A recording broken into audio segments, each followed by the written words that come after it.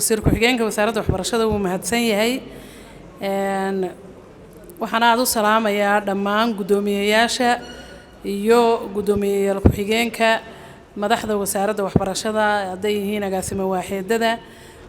head of sectionska waxaynu ka wada faa'iideysanaynaa sida uu wasiirku inoo sheegay qorshaha 5 sano ee soo socda ee wasaaradda waxbarashada inagoo dib u eegis ku sameyn doona wixii ka soo baxana aynu u wada fadhiyi doono waxaan ka codsanaynaa waqtigiina aan nasiiseen gobolada nooga timaadeen inuu noqdo mid midho dhala mar labaad iyo mar saddexaadna waan soo dhaweynaynaa wassalaamu calaykum waraxmatullaah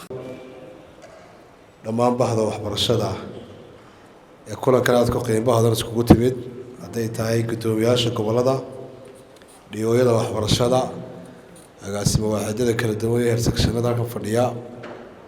bahda tababarkan bixinaysa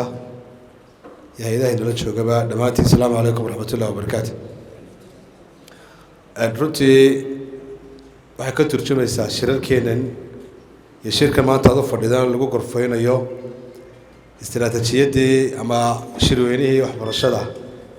ee aynu ka soo baxnay in dib loogu soo celiyo dhammaan goboladii kala duwanaa iyo waaxyaha kala duwan wasaaradda waxbarashada laguna brief gareeyo istiraatiijiyada 5 sano soo socota ee ka soo baxday shirweynihii waxbarashada qaranka ee aynu iskugu nimid Mansoor qorshaha ka soo baxay in la idila wadaago oo wax walba iyo sector walba iyo gobol walba qorshahaasi halku ka gelayo inaad xaggan ku aragtaan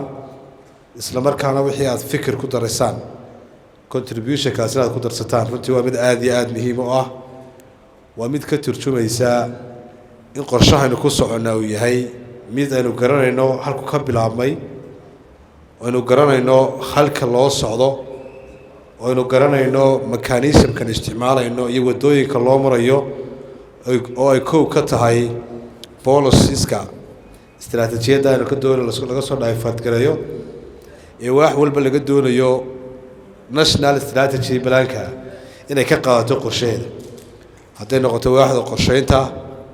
haday noqoto waaxaha kala duwan wasaaradda waxbarashada ay leedahay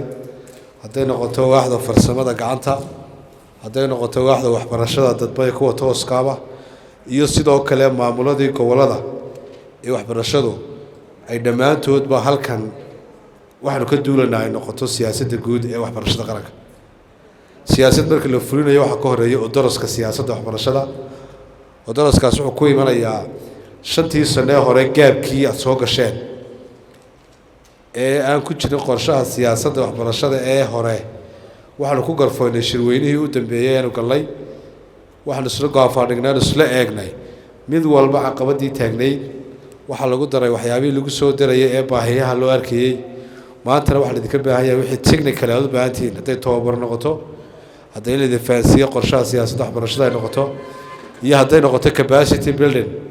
in loo sameeyo goboladii aad ka timaadeen taasi wax weeye waa halkan doonay ka soo baxdo waxaan u mahadcelinayaa dhammaan ka qayb qaatayaasha waxaan sidoo kale u mahadcelinayaa madaxda tababarka bixinaysa dhamaantii waxaan leeyahay assalaamu calaykum waraxmatullaahi wabarakaatuh